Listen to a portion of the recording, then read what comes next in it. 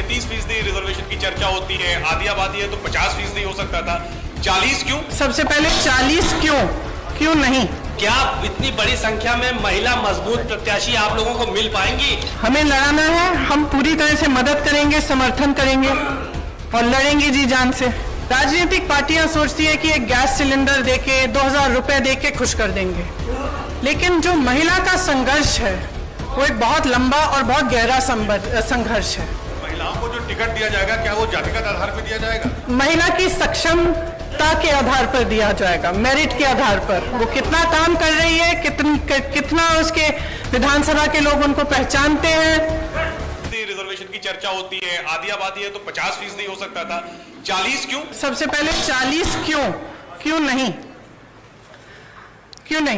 शुरुआत है, 40 से शुरू करेंगे।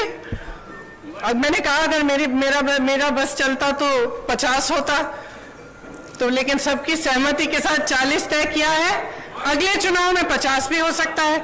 सबसे पहला ये। दूसरा, देखिए, ये सच है कि कई बार लोग अपनी पत्नियों को, बेटियों को चुनाव लड़वा लेते हैं, लेकिन इसमें कोई इतनी बड़ी बुराई नहीं है। लड़ लेती हैं, उसके बाद सक्षम हो जाती हैं। मुझे याद है, एक अमेठी में एक प्रधान थे, उन्होंने अपनी बीवी को लड़ाया। कुछ साल बाद मेरे पास आए, कहा कि आप संभालिए, मुझसे तो नहीं संभलती है, सारे निर्णय ले रही हैं। तो मैंने कहा आप क्यों रो रहे हो? तो ये तो देखिए, ये प्रोसेस होता है, एक शुरुआत होती है इस प्रोसेस की, और आस्ते आस्ते सक्षमता मिलती है। तो इसमें कुछ, मुझे तो कोई बुराई नहीं लगती है। 2017-2019 में जिस तरह के नतीजे रहे हैं कांग्रेस के, सबने देखा। तो क्या इतनी बड़ी संख्या में महिला मजबूत प्रत्याशी आप लोगों को मिल पाएंगी 2022 के चुनाव के लिए? देखिए, हमें प्रत्याशी मिलेंगी, लड़ेंगी वो। अगर इस बार मजबूत नहीं होंगी, अगली बार मजबूत होंगी। हमें लड़ाना है, हम पूरी तरह से मदद करेंगे, समर्थन करेंगे और लड़ेंगे जी जान से।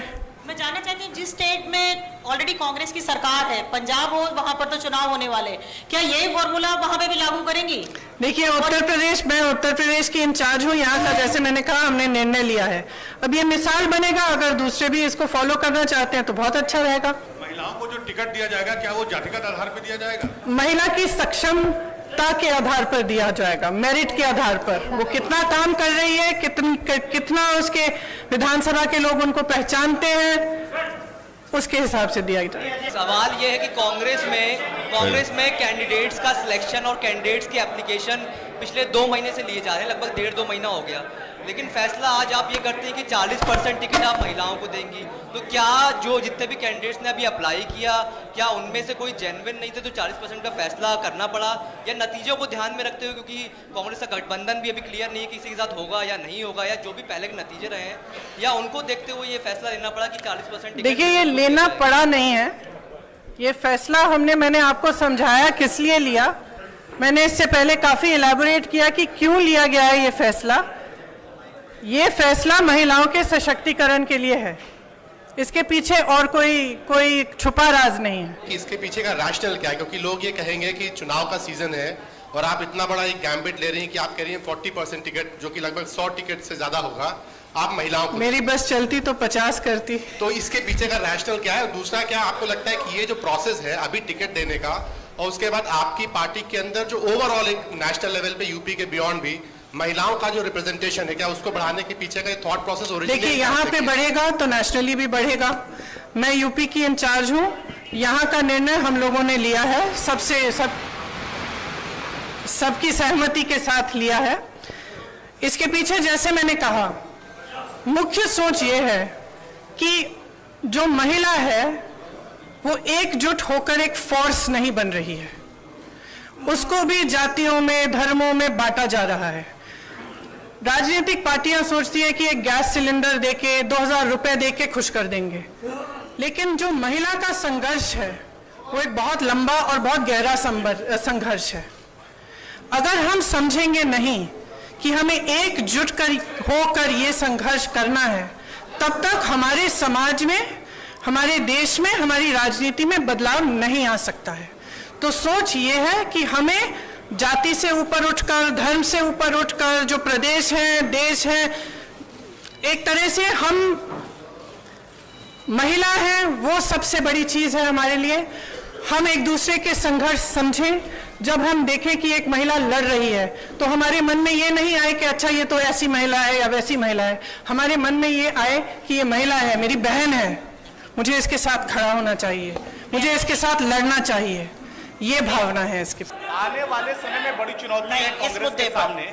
आप अमेठी जैसी जगहों पर आप सीट हार गई, तो कैसे अपने लोगों को आप इकट्ठा करेंगे? क्योंकि जिस तरह से आप देखिए भारतीय जनता पार्टी ने अपने तमाम प्रोग्राम चलाए हैं, उसकी अपेक्षा कांग्रेस उतना जमीन पर दिख नहीं रही। आपको शायद मालूम नहीं होगा कि पिछले 2 सालों में 18,700 से ज्यादा कांग्रेस के कार्यकर्ता जेल गए हैं उत्तर प्रदेश में। 3 दिन से 3 महीनों के लिए लगातार प्रोग्राम कर रहे हैं। और शायद आपने भी महसूस किया होगा कि अगर सड़क पे कोई पार्टी लड़ रही है तो वो कांग्रेस ही है। प्रियंका मैम, मेरा एक सवाल है आपसे कि राहुल जी आते हैं, वो राजीव सुरजेवाला के साथ होते हैं, आप सुप्रिया जी के साथ आई हैं। हम लोगों का जो इंटरेक्शन होता है वो यहाँ पे लोकल लोगों से होता है। ये आएंगी, दिल्ली चली जाएंगी, हम लोगों को यहाँ पर उस तरीके से जो खबरें हैं वो सारी चीजें आप ये जी। तो मेरा सवाल क्या है जी आपका? मेरा सवाल मैम यही है कि सबसे पहले आपको ईद मिलादुन नबी की मुबारकबाद। धन्यवाद आपको भी। है। और मेरा सवाल आपसे वही है कि कांग्रेस क्या मुख्यमंत्री का फेस देकर चुनाव लड़ेगी या विदाउट सीएम कैंडिडेट? मैंने उस सवाल का भी अभी जवाब दिया।